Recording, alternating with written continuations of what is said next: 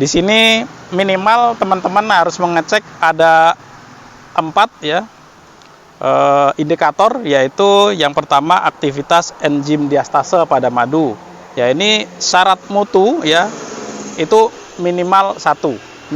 Jadi yang baik sebenarnya di atas 1 gitu ya. Aktivitas enzim diastasenya. Kemudian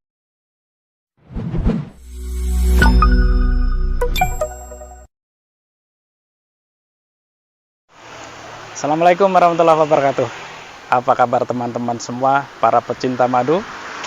Hari ini saya berkunjung nih di salah satu laboratorium provinsi untuk mengecek kualitas madu. Ini kebetulan saya beberapa waktu yang lalu ya, 2 mingguan yang lalu lah, saya minta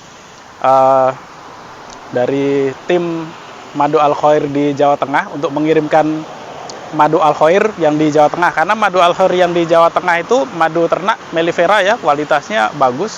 Kemarin di sana itu 20% kadar airnya kental. Sementara kita di Pekanbaru sendiri di Riau, ini kan biasanya memakainya madu hutan ya. Madu hutan, kalau madu hutan tuh cirinya biasanya lebih encer, biasanya 25% ya, kadang 23, 24, 25, kadang-kadang sampai 27%. Nah, kebetulan permintaan di Riau ini kan sangat banyak. Saking banyaknya memang sampai kesulitan kita ya, sampai 2 minggu kita kosong kemarin. 2 minggu, 3 minggu kosong, karena tentunya panenan ini tak bisa dikejar ya. Permintaan 800 kilo sampai 1 ton. Tapi ternyata panenan yang ada hanya sekitar 600 atau 700 kilo saja. Sehingga kekurangan. Karena kekurangan itulah kami minta dari tim Madu Al-Khoir Jawa Tengah mengirimkan madu mellifera ya, seperti ini ya. Sehingga biasanya kami harus cek nih, dalam 1 tahun tuh biasanya berulang-ulang kami mengecek. Setiap kali ada madu yang baru masuk, kami seringnya mengecek. Salah satunya di laboratorium provinsi seperti ini. Ini di Dinas Perdagangan Koperasi Usaha Kecil dan Menengah. Itu unit pelaksana teknis pengujian dan sertifikasi mutu barang di Jalan Sutomo ya. Jadi kalau teman-teman yang di Riau, di Pekanbaru, kalau mau mengecek kualitas madunya, silakan perlu ya mengecek ya, itu di sini, dekat kok di Jalan Sutomo ya. Kalau di kota-kota yang lain silakan saja cari ya, mungkin ada ya, sama saja mungkin. Tapi juga tidak hanya di sini, banyak lagi laboratorium yang lain yang bahkan mungkin lebih bagus lagi daripada ini. Ya silakan saja, kita mau beli madu, mau ngecek laboratorium silakan, tapi agak mahal memangnya. Ya, tapi teman-teman penjual madu seharusnya salah satunya perlu kita lengkapi ya, tes laboratorium untuk mengetahui kualitas madu yang kita jual itu seperti apa. Hal-hal apa saja yang perlu kita tes ya. Ini apa ya? Hasil pengujian yang di bulan Januari dan Februari. Ini sekarang ini bulan Agustus. Ya, Januari dan Februari. Saya baca saja agar saya tidak salah. Di sini minimal teman-teman harus mengecek ada 4 ya indikator, yaitu yang pertama aktivitas enzim diastase pada madu. Ya, ini syarat mutu ya, itu minimal 1. Jadi yang baik sebenarnya di atas 1 gitu ya. Aktivitas enzim diastasenya. Kemudian yang tak kalah penting HMF ya, atau hidroksimetil furtural ya.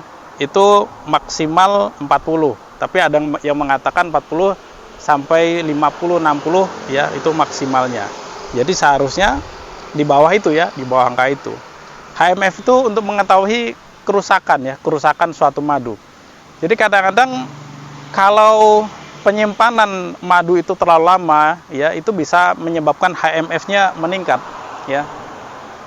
Contoh ini kemarin saya agak lama ya ini mengetesnya, seharusnya ketika panen langsung di bawah labor.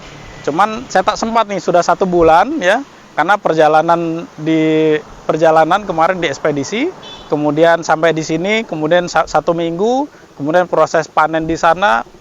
Ya kira-kira 1 bulan nih saya baru sempat bawa. Mudah-mudahan nanti hasilnya bagus, HMF-nya tidak sampai di atas 40%. Kalau masih di bawah 40% berarti madu ini masih bagus, berkualitas ya. Orang yang memalsukan madu kadang dicampur sukrosa, dicampur gula ya. kalau dicampur dengan gula pasti HMF-nya juga meningkat. Sama dengan ketika penyimpanannya terlalu lama ya. Penyimpanan terlalu lama, panas, kondisi panas itu juga bisa meningkatkan HMF. Jadi ini termasuk indikator untuk mengetahui bagaimana kualitas madu yang kita miliki. Usahakan HMF-nya itu tingkat kerusakannya di bawah 40. Kemudian juga kalau kadar air kami sudah punya alatnya ya, refraktometer, jadi nggak perlu lagi untuk dites ya. Tapi yang ketiga yang penting gula produksi ya, glukosa ya, glukosa. Kalau glukosa itu minimal 65, jadi yang baik harus di atas 65. Kemudian sukrosa di tabel ini syarat mutu tahun 2018 itu maksimal sukrosanya 5 maksimal. Nah, jadi kalau di atas 5 ada kemungkinan ada juga pencampuran gula dan lain-lain sebagainya. Jadi 4 hal nih ya yang perlu teman-teman nanti periksa di laboratorium, yaitu aktivitas enzim, diastase, karena enzim diastase ini hanya bisa dihasilkan oleh lebah ya, dari perut lebah, dari proses lebah. Nah, ini hal yang tak bisa dipungkiri. Kalau di madu yang palsu biasanya ya tidak ada, karena enzim ini dihasilkan oleh perut lebah. Jadi aktivitas enzim, HMF, kemudian yang ketiga gula produksi atau glukosanya ya, dihitung sebagai glukosa, kemudian sukrosa. Ya ada 4. Ya nanti teman-teman mendapatkan yang hasil report yang seperti ini. Ini kalau tulisannya di sini ya, dilarang keras memperbanyak, mengutip, mempublikasikan ya. Nah, ini nampaknya memang tak boleh dipublikasikan ya teman-teman ya. Jadi saya hanya kasih lihat saja seperti ini ya. Nanti teman-teman dapat yang seperti ini ya. Ini. Tadi saya sudah masuk ke dalam ya untuk menyerahkan sampel. Sudah saya masukkan, sudah masuk ke dalam. Dan setelah masuk ke dalam biasanya kita dapat surat bukti ya, bukti seperti ini. Bukti bahwa kita sudah melakukan tes uji sampel. Biasanya ini 2 minggu, namun kebetulan memang banyak orang dari laboratoriumnya sedang sakit ya, maklum sedang COVID ya, banyak yang diisomakan ya di rumah, sehingga kekurangan yang bekerja di laboratorium sehingga menjanjikan ini sampai 1 bulan. Oke, tapi tak apa, 1 bulan. Biayanya kalau teman-teman di sini di laboratorium provinsi dinas koperasi ini perkiraan sekitar 200 sampai 500 ribu lah. Tapi kalau tempat lain mungkin bisa lebih mahal ya, seperti di Sukovindo bagus juga, atau tempat-tempat yang lain. Atau mungkin ada yang lebih murah, cuman saya nggak tahu. Nah, tapi saya yang biasa rutin biasanya ke mari.